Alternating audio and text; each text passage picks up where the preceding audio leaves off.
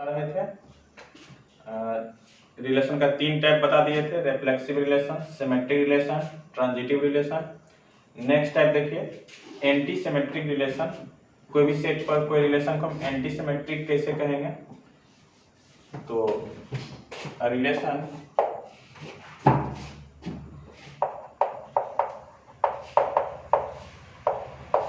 On relation R on A मतलब set ए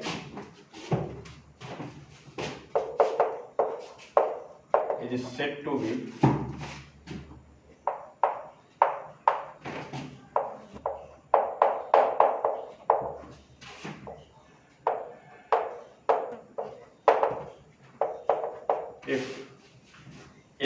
anti symmetric relation कहलाएगा अगर देखिए क्या हो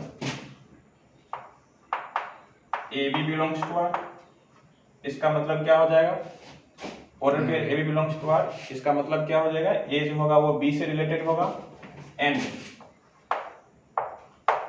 B A belongs to R, इसका मतलब क्या हुआ? और फिर बी जो है वो ए से रिलेटेड हो जाएगा। तो A B belongs to R हो गया and B A belongs to R हो गया। दिस इंप्लाई दैट अगर ये दोनों चीज होगा उस आर में, अगर ए बी हो और बी ए हो, तो ये दोनों मिलकर के अगर ये दिखाए, ये तब हो जब ए इक्वल टू क्या हो? बी हो। तो इस तरह के रिलेशन को क्या कहेंगे? एंटी सिमेट्रिक रिलेशन कहेंगे। ठीक है, where A B belongs to A, जहाँ पर ये एलिमेंट ए बी जो है वो सेट ए का मेंबर हो जाएगा। तो हमको अगर कोई रिलेशन को एंटी सिमेट्रिक दिखाना है तो हमको ये करना पड़ेगा कि अगर हम उसमें कोई दो ऑर्डर पेयर ले लें, ए बी और बी अगर उसमें है, और अगर हम ये दिखा देते हैं कि ए इक्वल टू बी है, तब तो वो रिलेशन एंटी सिमेट्रिक होगा, एंड अगर नहीं होगा तो नहीं होगा। जिससे हम एक एग्जांपल ले लेते हैं।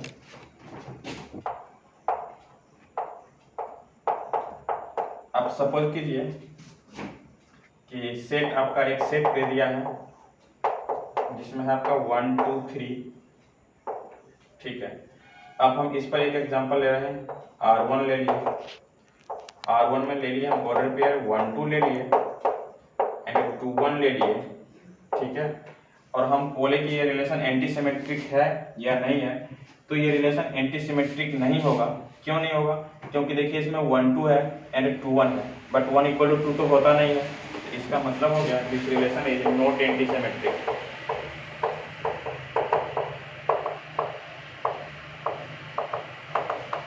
ठीक है, ये एंटी सिमेट्रिक रिलेशन नहीं होगा। कुछ और भी एग्जांपल लेते हैं। इसी सेट पर मान लीजिए हम लिख दिए, दूसरा एग्जांपल हम R2 लिख दिए। अब हम R2 में क्या करते हैं, 1 1 ले लिए, 1 2 ले लिए, ठीक है। अब हम बोलेंगे कि रिलेशन एंटी सिमेट्रिक है, तो देखिए ये रिलेशन अब एंटी सिमेट्रिक हो जाएगा। क्यों हो जाएगा? क्योंकि देखिए इसमें 1 1 है तो इसका तो खैर कोई बात ही नहीं है। 1 1 है उसका उल्टा ही खुद भी होता है, दोनों एलिमेंट बराबर भी होता है, इसके लिए कोई टेंशन लेना ही नहीं है। जैसे हम सिमेट्रिक में नहीं लेते थे, ट्रांजिटिव में नहीं लेते थे, वैसे ही हमको एंटी सिमेट्री में भी नहीं लेना है। तो फिर हमको इसके लिए देखते हैं, तो हम क्या बोले आपको, डिफिनीशन ये बोलता है कि अगर ए बी हो, ठीक है, ऑर्डर पेयर ए बी हो एंड बी ए हो, ठीक है, ये दो तो मैंडेटरी है। अगर ये दो चीज होगा उसके बाद ए इक्वल टू बी होना चाहिए।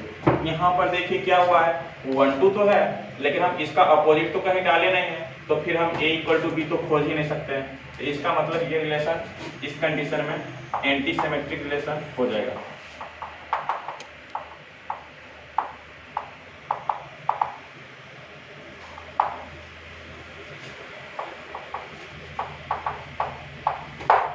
ठीक है,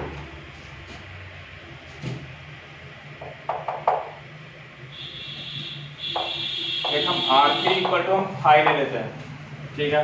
अच्छा 5 जो रिलेशन था वो क्या था? रिफ्लेक्सिव नहीं हुआ था बट सिमेट्रिक हुआ था, ट्रांजिटिव हुआ था। अब ये एंटी सिमेट्रिक ही हो जाएगा, क्योंकि एंटी सिमेट्रिक में हम कम से कम दो ऑर्डर पेयर इस तरह का डालेंगे जहां A B belongs to R हो and B A belongs to R हो, उसके बाद हमको a इक्वल टू बी होना चाहिए था। अगर हम ये दो चीज नहीं डालते हैं तो तीसरा चीज का कोई जरूरत ही नहीं है। तो इसमें तो हम एक भी ऑर्डर पेयर नहीं डाल रहे हैं, इसमें एक भी ऑर्डर पेयर है ही नहीं। जब एक भी है ही नहीं तो फिर तो कोई प्रॉब्लम ही नहीं। आप कैसे दिखाएंगे कि एंटी सिमेट्री रिलेशन नहीं है? क्योंकि ये एंटी सिमेट्री रिलेशन तब नहीं होता जब इसमें दो ऑर्डर पेयर ऐसा होता, ए बी और बी ए टाइप का होता और ए इक्वल टू बी नहीं होता, तब नहीं होता। बट इसमें तो एक भी है भी नहीं, तो इसलिए ये रिलेशन इसको हम दिखा नहीं सकते हैं कि एंटी सिमेट्रिक नहीं है। और अगर मेरे पास कोई काउंटर एग्जांपल नहीं है, जब तक हम इसके लिए कोई काउंटर एग्जांपल दे नहीं दे तब तक ये रिलेशन एंटी सिमेट्रिक है। एंड ये इसलिए ये फाइल हो जाएगा, वो एंटी सिमेट्रिक रिलेशन हो जाएगा। ठीक है, एंटी सिमेट्रिक रिलेशन। चलिए एंड हम नेक्स्ट एग्जांपल लेते हैं। आप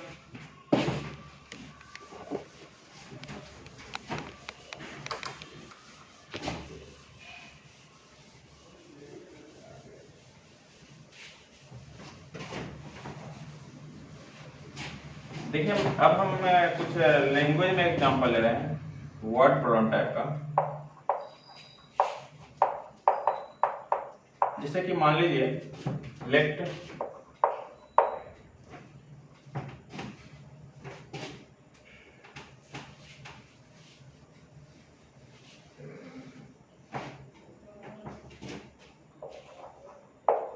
are be a relation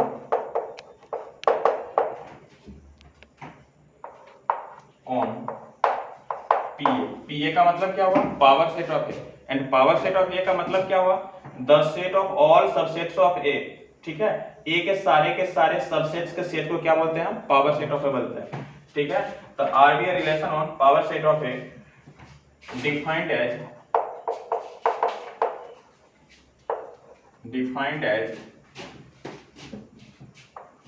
are equal to the set of, यहां पर देखिए कैपिटल ए लिखे हैं, कैपिटल बी लिखे हैं। सॉरी, यहां तो ए कोइंसाइड कर जाएगा, हम दूसरा सेट ले रहे हैं।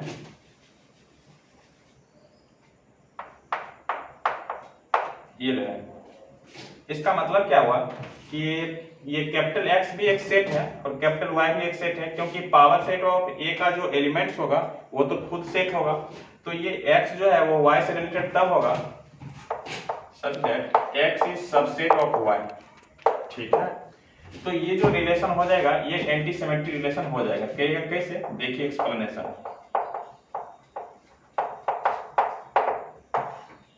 इफ अगर यहां पर देखिए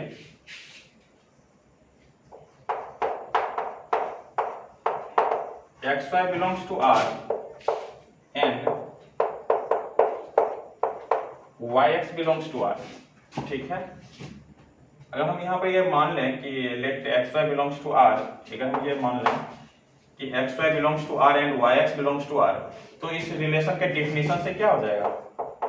इस रिलेशन के डेफिनेशन हो जाएगा x is subset of y and y is subset of x। क्योंकि अगर y x से रिलेटेड है तो इसका मतलब y is subset of x हो जाएगा। एंड दिस इंप्लाई दैट, आप लोग को सेट थ्योरम हम बताए होंगे क्लास 11th में।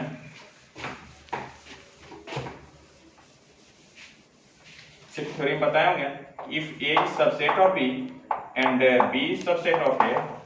ठीक है, अगर a b का सबसेट हो एंड b जो है वो a का सबसेट हो तो इसका मतलब क्या हो जाएगा? a का सारा एलिमेंट b में होगा एंड यहाँ से क्या हो जाएगा? साइमल्टेनियसली b का सारा एलिमेंट a में होगा। और ये तभी पॉसिबल है जब a इक्वल टू क्या होगा? b। ठीक है, तो यहाँ पर देखिए similarly x is subset of y and y is subset of x। This imply that set x is equal to set y। And इसका मतलब क्या हो जाएगा? ये रिलेशन जो हो जाएगा वो एंटी सिमेट्रिक रिलेशन हो जाएगा। thus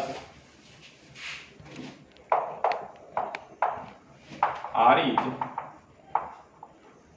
an anti-symmetric relation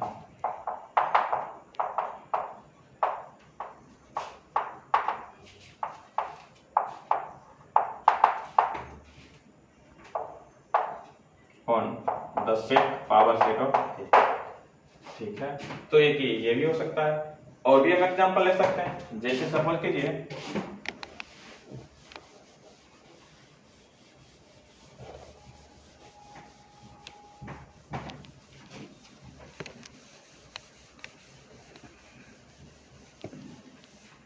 जैसे सपोज कीजिए आर बी रिलेशन और हम एक इंटीजर के सेट पर रिलेशन ले लेते हैं एंड ऑन जेड, ठीक है,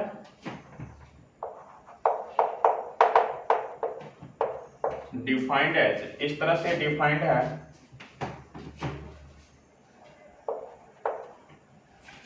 defined as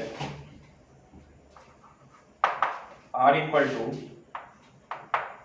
oral pair A B such that A is greater than और इक्वल टू बी, ठीक है। अच्छा अगर ये जेड पर रिलेशन है तो ऑब्वियस है ए और बी कहां से आएगा, जेड से आएगा, ठीक है। अच्छा ये रिलेशन हम बोल रहे हैं कि एंटी सिमेट्री रिलेशन होगा, तो क्यों होगा समझ सकते हैं आप लोग। देखिए इसका एक्सप्लेनेशन, अगर हम ये हम ले लें, let A B belongs to R and B A belongs to R, क्योंकि इसमें दो चीज तो होगा उसके बाद ही तो होगा ये ट्रांजिट, ये anti symmetric. A belongs to R and B A belongs to R हो गया। If A B belongs to R, this implies that by the definition of this relation A is greater than और equal to B हो जाएगा। And similarly if B A belongs to R then B is greater than और equal to ए।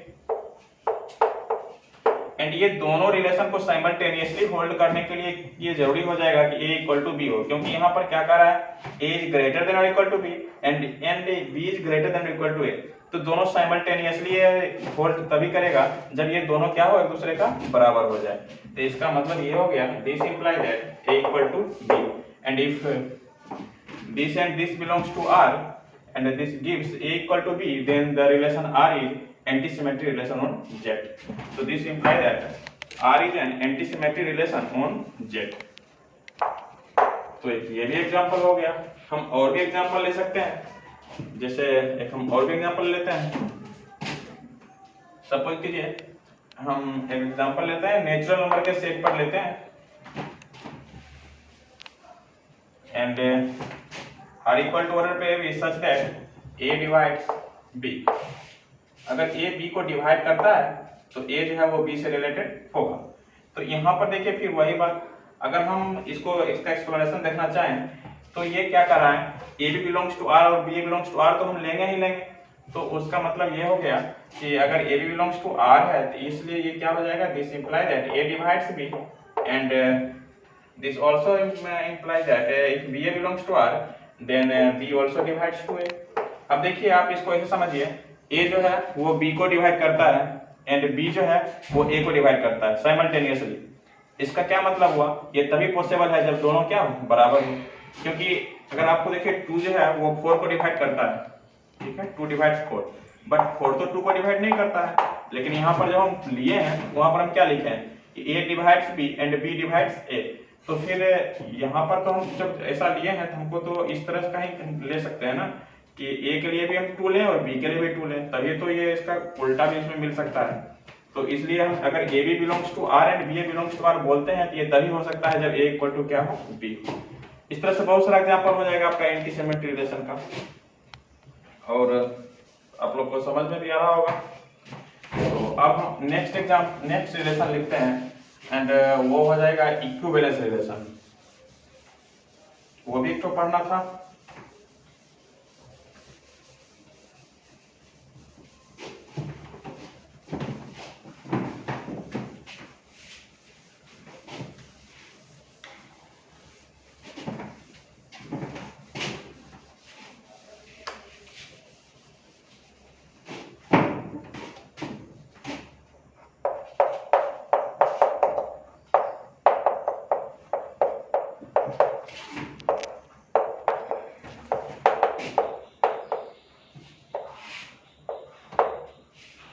देखिए equivalence relation कौन सा relation होगा, हम एक बार पहले भी चर्चा किए थे। इक्विवेलेंस रिलेशन वो रिलेशन होगा जो रिफ्लेक्सिव भी हो, सिमेट्रिक भी हो एंड ट्रांजिटिव भी हो। जो रिलेशन तीनों होगा वही इक्विवेलेंस होगा, और अगर तीनों में कोई एक भी नहीं होता है तो वो रिलेशन इक्विवेलेंस नहीं होगा।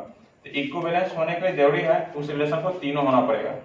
अगर कोई स्टूडेंट ये तीनों रिलेशन नहीं पढ़ा है तो वीडियो होगा, आप देख लीजिएगा उसमें। A relation R on set A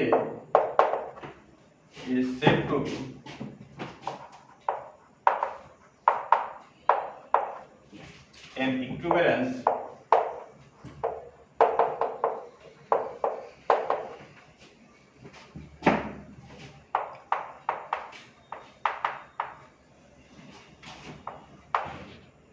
on A if R is number 1 क्या बोले हैं, रिफ्लेक्सिव होना चाहिए। रिफ्लेक्सिव का क्या मतलब हुआ, that is A belongs to R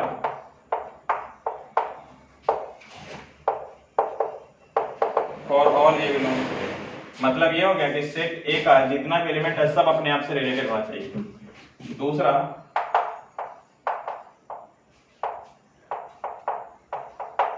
ये रिलेशन सिमेट्रिक होना चाहिए, दैट इज सिमेट्रिक का क्या मतलब हुआ, AB बिलोंग्स टू R, अगर उसमें AB है this imply that BA belongs to R, where obvious है यहाँ पर A और B किसका एलिमेंट होगा, A का एलिमेंट होगा। AB belongs to set A। And third relation होना चाहिए ट्रांजिटिव, R ट्रांजिटिव भी होना चाहिए, R रिफ्लेक्सिव होना चाहिए, R सिमेट्रिक होना चाहिए एंड R ट्रांजिटिव भी होना चाहिए। ट्रांजिटिव क्या बताए थे, that is AB belongs to R and BC belongs to R imply that, अब यहाँ पर क्या होगा, AB R का मेंबर होगा और BC R का मेंबर होगा, तो इसका मतलब क्या होना चाहिए, ट्रांजिटिव में आप लोगों को पहले ही बता चुके हैं कि AC R का मेंबर होना चाहिए। तो this imply that AC belongs to R where ABC क्या हो जाएगा, ऑब्वियस है ABC किसका मेंबर होगा, A का मेंबर होगा, where ABC belongs to A। तो अगर हम कोई रिलेशन के बारे में ये तीनों दिखा देते हैं कि वो रिफ्लेक्सिव भी है, वो सिमेट्रिक भी है एंड वो ट्रांजिटिव भी है, अगर हम वो तीनों दिखा देते हैं तो इसका मतलब वो रिलेशन क्या हो जाएगा, इक्विवेलेंस रिलेशन हो जाएगा। तीनों में अगर कोई एक भी हम नहीं दिखा पाते हैं तो रिलेशन इक्विवेलेंस रिलेशन नहीं होगा। ठीक है, अब हम कुछ एग्जांपल करेंगे तो ये समझ में आ जाएगा, क्योंकि तीनों के बारे में आप ऑलरेडी पढ़ ही चुके हैं।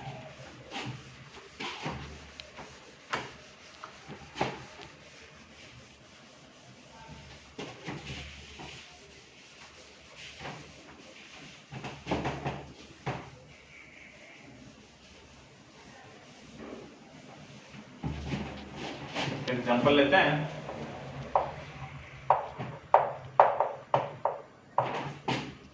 यहाँ पर भी सेट जो ले रहे हैं वो हमेशा ले रहे हैं 1 2 3 ले लेते हैं। सपोज कीजिए एक हम रिलेशन R1 ले लेते हैं, उसमें हम 1 1 ले लेते हैं, 2 2 ले लेते हैं, 3 3 ले लेते हैं।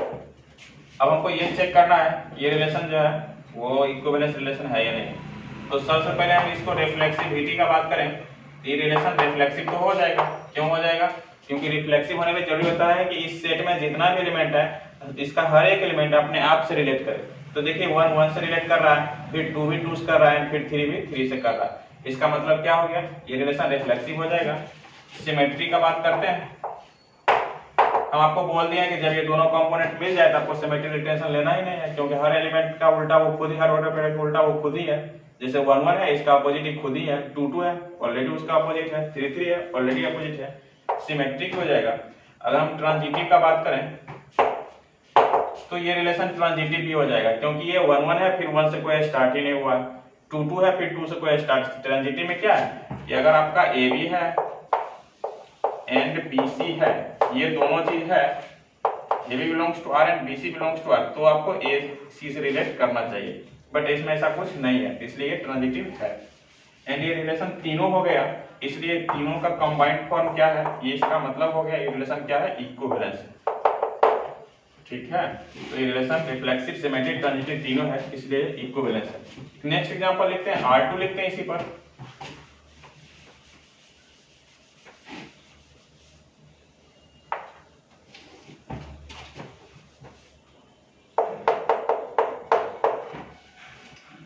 बात करते हैं इस रिलेशन का, रिफ्लेक्सिव का बात करते हैं। तो ये रिलेशन रिफ्लेक्सिव हो जाएगा। क्यों? क्योंकि इसमें जितना भी एलिमेंट है सब अपने आप से रिलेट कर रहा है, इसलिए रिफ्लेक्सिव ये हो जाएगा। सिमेट्रिक नहीं होगा। क्यों नहीं होगा? क्योंकि देखिए यहाँ 1 2 है एंड इसका उल्टा नहीं है, इसका उल्टा क्या होता है 2 1 होता है, जो कि नहीं है, इसलिए रिलेशन सिमेट्रिक तो नहीं हुआ। अच्छा, अगर तीनों में कोई एक भी नहीं होता है तो इक्विवेलेंस नहीं होगा। फिर भी ट्रांजिटिव चेक कर लेते हैं, ट्रांजिटिव है या नहीं है। तो देखिए यहाँ पर क्या हुआ है ना, जो ये रिलेशन ट्रांजिटिव हो जाएगा। क्यों हो जाएगा? क्योंकि इसके लिए तो आपको देखना भी नहीं, यहाँ से आगे हम 1 2 शुरू करते हैं और 1 2 अगर लेते हैं तो फिर 2 से स्टार्ट अगर ये होता है तो इसको तो इसके बारे में कुछ सोचना ही नहीं। अगर आप सोचिएगा भी क्या होगा, 1 2 है 2 2 है, क्या चाहिए आपको? 1 2 चाहिए, ऑलरेडी है, इसलिए रिलेशन ट्रांजिटिव हो गया। रिफ्लेक्सिव है, ट्रांजिटिव है, बट सिमेट्रिक नहीं है। This implies that this relation is not equivalence relation.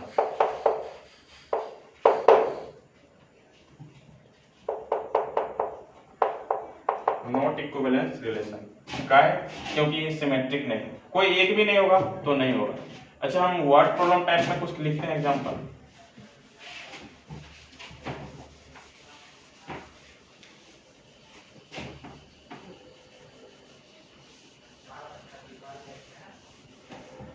जैसे सपोज कीजिए, late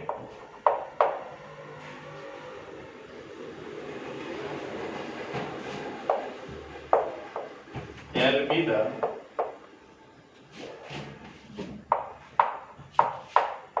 set of all lines in a plane, ठीक है, and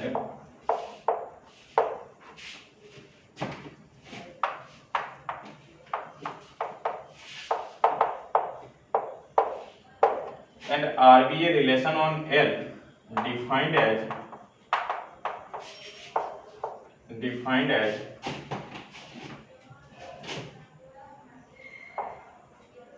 R equal to order pair L1 L2, मतलब क्या हुआ, L1 जो है वो L2 से रिलेटेड होगा by the relation R such that L1 is parallel to L2, ठीक है, लिख देते हैं।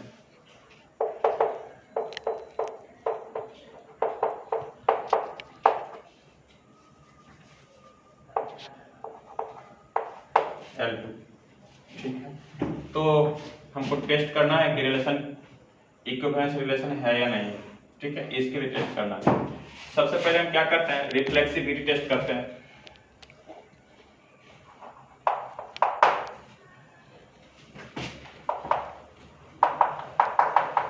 रिफ्लेक्सिविटी, ठीक है। अच्छा देखिए, हम रिफ्लेक्सिविटी में क्या करेंगे, ये रिलेशन रिफ्लेक्सिव है या नहीं है। तो देखिए, एक तो क्लियर कॉन्सेप्ट है कि जितना भी लाइन है, ठीक है, जितना भी लाइन है सब लाइन अपने आप का क्या होता है, पैरेलल होता है। Every line is parallel to itself.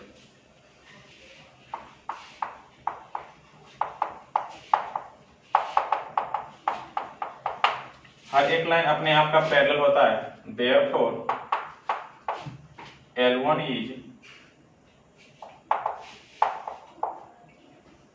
is parallel to L1। इसका मतलब क्या हुआ, L1 जो है वो L1 का पैरेलल हो जाएगा। This imply that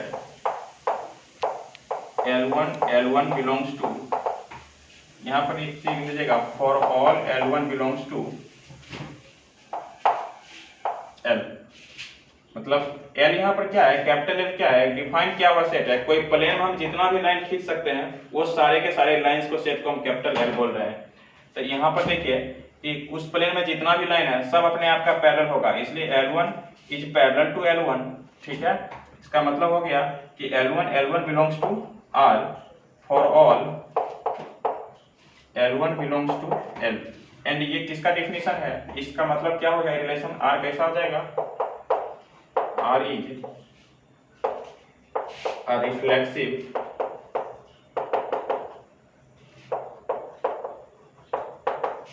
relation on L। R हो जाएगा वो L पर क्या हो जाएगा, रिफ्लेक्सिव रिलेशन हो जाएगा, ठीक है। अब देखिए यहाँ रिफ्लेक्सिव हो गया, अब इसके नीचे ना इस तरह से यहाँ पर कुछ मत लिखिएगा, ठीक है। जैसे रिफ्लेक्सिविटी लिखे आप यहाँ एक्सप्लेनेशन कर दीजिएगा। सीबीएसई में कभी कभी वर्ड प्रॉब्लम को इस तरह का प्रॉब्लम पूछता है, तो आप रिफ्लेक्सिविटी लिखे, उसके नीचे में आप सब अच्छा से साफ साफ ऐसे लिख दीजिएगा। एंड उसके नीचे में यहाँ पर डायरेक्ट सिमेट्री लिखिएगा, ठीक है। हम वहां लिखते हैं बट आप लोग इसके नीचे में डायरेक्ट सिमेट्री लिखिएगा।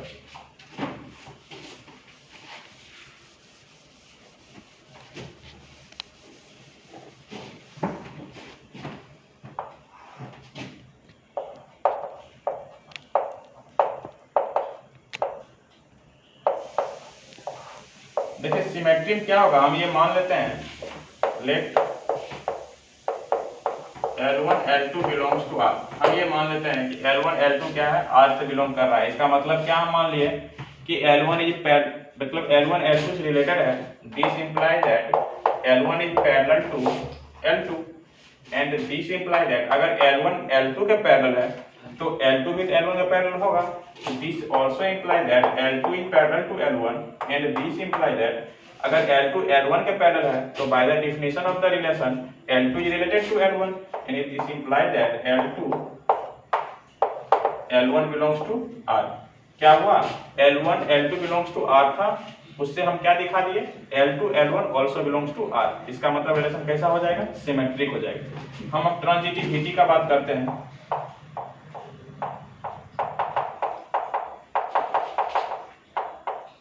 ट्रांजिटिविटी में हम क्या करते हैं, हम यहाँ पर दो चीज लेंगे, let L1 L2 belongs to R and L2 L3 belongs to R, ठीक है। हम ये मान लिए कि L1 जो है वो L2 से रिलेट कर रहा है एंड L2 जो है वो L3 से रिलेट कर रहा है। तो दिस इंप्लाई दैट अगर L1 L2 से रिलेट कर रहा है, आपको दिखाना क्या पड़ेगा कि L1 जो है वो L3 से भी रिलेट करता है। तो यहाँ पर देखिए अगर L1 L2 belongs to R है तो L1 is parallel to L2 and अगर L2 L3 belongs to R है तो L2 is parallel to L3। अब जरा इस कंडीशन को समझिए तो आपको पता चल जाएगा कि L1 भी L3 के पैरेलल ही होगा। आप बोलिए कि कैसे होगा, देखिए ये लाइन हुआ L1, ये लाइन हुआ L2, क्योंकि उसमें मेंशन है कि L1 is parallel to L2 and एक लाइन और L3 है जो क्या है L2 के पैरेलल है। इसका मतलब क्या है, ये तीनों लाइन म्यूचुअली पैरेलल है, ठीक है। एंड ये तीनों लाइन से अगर म्यूचुअली पैरेलल है तो इसका मतलब हो जाएगा कि L1 is also parallel to L3।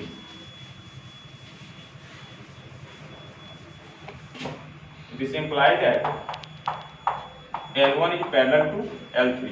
अगर आप L1 L3 के पैरेलल है, हम क्या माने थे, L1 is parallel to L2 and L2 is parallel to L3, यानी L1 L2 belongs to R and L2 L3 belongs to R and वो दोनों मिलकर के क्या इंप्लाई किया कि L1 L3 belongs to R।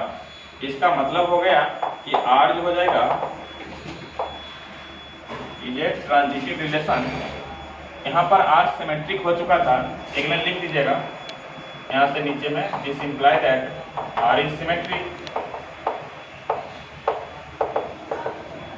On L। यहाँ पर क्या हुआ, this imply that R is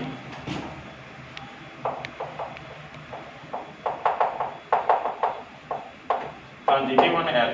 देखिए R जो है रिफ्लेक्सिव हो चुका है, सिमेट्रिक हो चुका है एंड ट्रांजिटिव हो चुका है। थस इसका मतलब हो गया R is an equivalence relation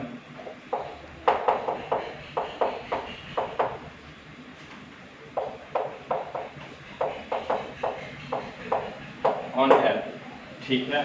R जो हो गया वो तो इसका मतलब अगर कोई रिलेशन दे दिया एंड कहेगा क्या कि तुम दिखाओ कि रिलेशन इक्विवेलेंस है, तो आपको तीनों दिखाना पड़ेगा, रिफ्लेक्सिव, सिमेट्रिक, ट्रांजिटिव, तीनों दिखाना पड़ेगा।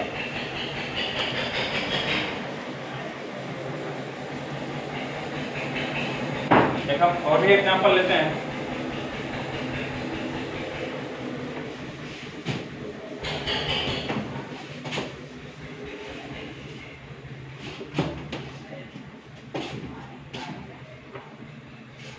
अच्छा देखिए इसी तरह से हम अगर कोई रिलेशन दे दिया, जैसे मान लिए कि T को डिफाइन कर दिया, the set of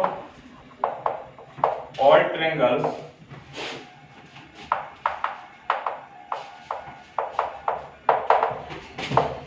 in a plane. T के बारे में बोल दिया कि टी क्या है, कोई प्लेन में सारे के सारे ट्रायंगल्स का सेट है, ठीक है। और आर के बारे में बोला कि R equal to order pair T1 T2 such that T1 is similar to T2। और तब आपको बोलेगा कि तुम दिखाओ कि ये रिलेशन जो है वो क्या है ना, इक्विवेलेंस रिलेशन है। इस तरह से रिलेशन को डिफाइन किया है। अच्छा, इसको ऐसे भी लिख सकता है, आप लोग को पता है, वो लिख सकता है कि T1 is related to T2, this implied and implied by T1 is similar to T2। वो ऐसे भी लिख सकता है इसी चीज को, तो बात तो एक ही है। अच्छा, अगर इस तरह का चीज लिख दे और कहेगा कि आपको दिखाओ कि ये रिलेशन क्या है, इक्विवेलेंस रिलेशन है, तो आपको क्या दिखाना पड़ेगा, सबसे पहले रिफ्लेक्सिविटी। तो रिफ्लेक्सिविटी में आप क्या कह सकते हैं कि जितना भी ट्रायंगल है वो सब अपने आप का सिमिलर ही होता है, T1 रिलेटेड टू T1 हो जाएगा, तो ठीक है। सिमेट्री अगर आपको दिखाना है तो वहां पर आपको ये लेना पड़ेगा, क्या लेना पड़ेगा कि T1 T2 belongs to R लेना पड़ेगा। इसका मतलब क्या हो जाएगा कि T1 is similar to T2, and अगर T1 is similar to T2 then this implies that T2 is also similar to T1, and अगर फिर T2 T1 के सिमिलर हो जाएगा तो उससे आप ये दिखा पाइएगा कि T2 T1 belongs to R, तो इसका मतलब क्या हो जाएगा, वो सिमेट्रिक हो जाएगा। फिर आपको ट्रांजिटिविटी टेस्ट करने के लिए क्या कीजिएगा, उसमें आपको ये कंसीडर कर लीजिएगा, ये सपोज कर लीजिएगा कि T1 is related to T2 and T2 is related to T3, ठीक है। तो फिर आपका देखिएगा जैसे ही वो मानिए इसको लेट कर लीजिएगा, जैसे ही इसको लीजिएगा तो क्या पता चल जाएगा, इसका मतलब हो जाएगा T1 is similar to T2 and T2 is similar to T3। T1 T2 का सिमिलर होगा और T2 क्या हो जाएगा, T3 का सिमिलर हो जाएगा। इसका मतलब T1 T2 के जैसा है एंड T2 क्या है, T3 जैसा है। तो इसका मतलब तीनों म्यूचुअली सिमिलर ट्रायंगल्स है, तो हम ये कह सकते हैं कि T1 is similar to T3 and T1 is similar to T3 से क्या पता चलता है कि T1 T3 belongs to R। तो इस तरह से ये ट्रांजिटिव हो जाएगा, तीनों दिखा दीजिएगा, सिंपल क्वेश्चन है। एक हम नेक्स्ट एग्जांपल लेते हैं।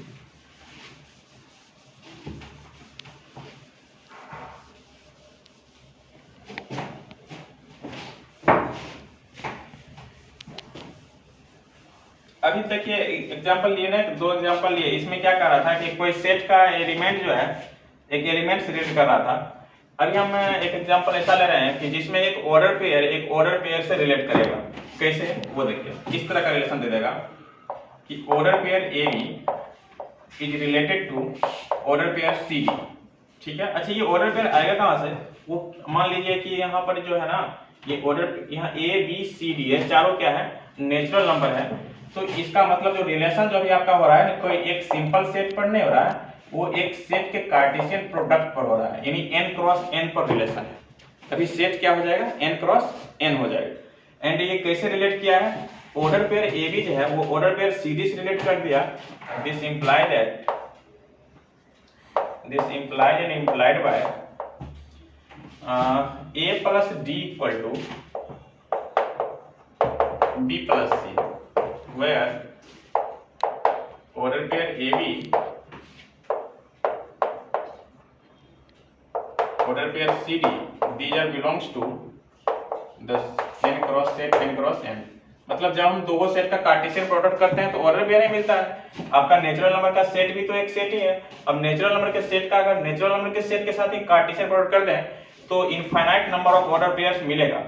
अब यहाँ पर एक रिलेशन ऑर्डर पेयर AB जो है वो ऑर्डर पेयर CD से तब रिलेट होता है जब A plus D equal to क्या हो, B प्लस C हो। तो क्या इस तरह का रिलेशन इक्विवेलेंस रिलेशन होगा या नहीं होगा, ये चेक करना है। तो हम इसको इक्विवेलेंस चेक करने के लिए क्या करेंगे, मान लीजिए इस तरह से डिफाइन है, तो हम इसका रिफ्लेक्सिविटी टेस्ट करते हैं। ऐसा क्वेश्चन आपके बुक में होगा।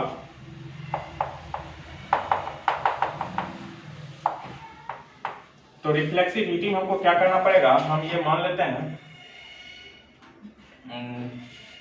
उसमें हमको ये दिखाना पड़ेगा कि AB is related to AB। तो देखिए, अगर AB रिलेटेड टू AB आपको दिखाना पड़ेगा, इसका मतलब AB रिलेटेड टू AB तो हो ही जाएगा। क्यों हो जाएगा, A B related to A B आपको दिखाना है, इसका मतलब आपको क्या दिखाना है, a plus B equal to B plus A. And आप तो जानते हैं कि दो अगर a और b नेचुरल नंबर है तो वी हैव, तो आप तो ये जानते हैं कि a plus B equal to B plus A तो हो ही जाएगा। नेचुरल नंबर का जो सम है वो तो कम्यूटेटिव होता है, तो a plus B equal to क्या हो जाएगा, b प्लस ए तो हो जाएगा।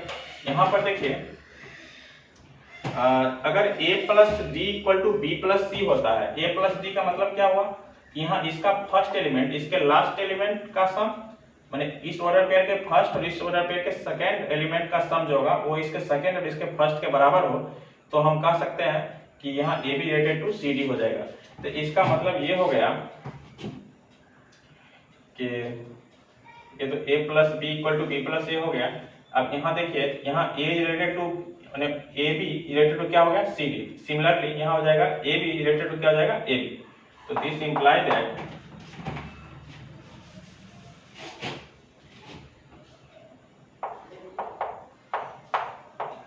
ए बी रिलेटेड टू क्या हो गया, ए बी हो गया। For all A B belongs to n cross m। And अगर A B related to A B हो गया, this imply that r is reflexive on किस सेट पर, n क्रॉस m पर। आर क्या हो गया, रिफ्लेक्सिव हो गया। आगे हम टेस्ट करते हैं, सिमेट्री टेस्ट करते हैं, ठीक है।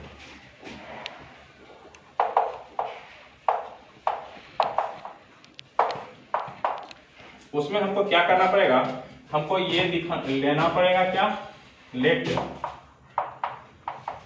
A B related to C D. हमको ये लेना पड़ेगा कि A B related to C D, ये तो ले लिया, अब हमको आगे दिखाना पड़ेगा कि C D also related to A B, ठीक है।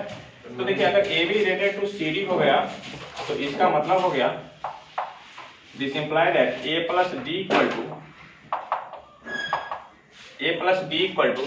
देख रहे हैं ना, A plus D equal to क्या हो गया, B plus C. A plus D equal to B plus C. हमको क्या दिखाना है, C D related to A B. अब C D related to A B का मतलब हो गया कि C D related to A B का मतलब हो गया कि C plus B equal to, जैसे यहाँ पर क्या हो गया ना, A plus D equal to B plus C हो गया, वैसे C plus B equal to D plus A दिखाना पड़ेगा, ये आपको दिखाना पड़ेगा। तब तो आप कह सकते हैं ना कि C D related to A B. अभी आपका डिफिनेशन से क्या हुआ है, A plus D equal to B plus C हो गया है। दिस इंप्लाई दैट, आप एक काम कर लीजिए कि इसको इधर लिख लीजिए, इसको इधर लिख लीजिए, तो b plus C equal to क्या हो जाएगा, a प्लस डी हो जाएगा। एंड इसको आप ये भी तो लिख सकते हैं, c plus B equal to D plus A. And अगर c plus B equal to D plus A हुआ है, इसका मतलब क्या हुआ, इसका मतलब हो गया कि C D is related to A B. This imply that C D is related to A B.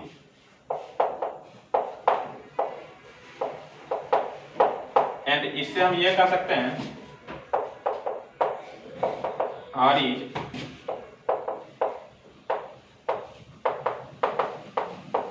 Symmetric on n cross n। R क्या हो गया, n क्रॉस n पर सिमेट्रिक हो गया। अब हम बात करते हैं ये रिलेशन ट्रांजिटिव है या नहीं है, ठीक है। तो ट्रांजिटिविटी का हम बात करते हैं।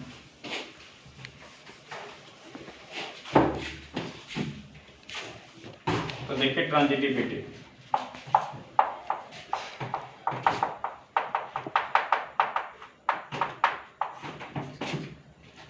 इसमें देखिए हमको करना क्या है, हम ये कंसीडर कर लेते हैं, let A B related to C D and C D related to E F, ठीक है। अब हमको डायरेक्ट अगर A B related to C D है and C D related to E F, हमको दिखाना पड़ेगा कि A B related to E F. इसका मतलब देखिए हम जैसे ही A B related to C D कर लिए तो डिफिनेशन से क्या हो जाएगा, A plus D equal to B plus C. This imply that A plus D equal to B plus C हो जाएगा। And C plus F equal to, ये भी क्या हो जाएगा, डी प्लस ई हो जाएगा। अभी देखिए क्या है ना, हमको A B related to C D है ना, C D related to E F है। तो हमको डायरेक्ट जो रिलेशन चाहिए वो क्या चाहिए, हमको A B related to E F दिखाना है। क्या दिखाना है, A B related to E F दिखाना है। ठीक है, तो इसका मतलब हो गया कि हमको ये प्रूव करना पड़ेगा कि A plus F equal to B plus E. क्या प्रूव करना पड़ेगा, A plus F equal to B plus E. तो अब हमको ये दिखाने के लिए इसका मतलब हो गया कि हमको इसमें सी डी टाइप का कुछ नहीं चाहिए, सी डी को गायब करना है। तो देखिए सी डी को गायब करने का एक अच्छा आइडिया क्या है, आप करस्पॉन्डिंग साइड्स को ऐड कर दीजिए। ठीक है, दिस इंप्लाइज दैट इसको ऐड कर दीजिए, A plus D plus C plus F, ठीक है, इक्वल टू राइट साइड को भी ऐड कर दीजिए, B plus C plus D plus E हो गया। ठीक है, अब देखिए ये क्या हो जाएगा, यहाँ पर आपको तो गायब करना था ना सी डी को। देखिए यहाँ से सी और डी और ये सी और डी दोनों कैंसिल आउट हो गया। इसका मतलब हो गया कि A plus F equal to direct आपका क्या आ गया, बी प्लस ई आ गया, and A plus F equal to B plus आ गया, ए बी प्लस ई आ गया। इसका मतलब हो गया कि A B related to E F. This imply that A B related to E F, and अगर A B related to E F हो गया तो इसका मतलब आर कैसा हो जाएगा,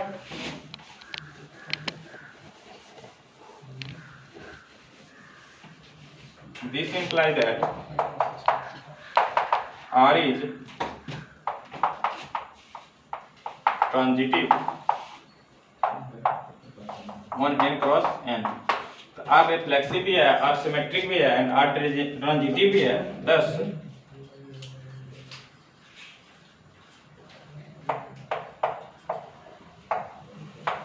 R is an equivalence relation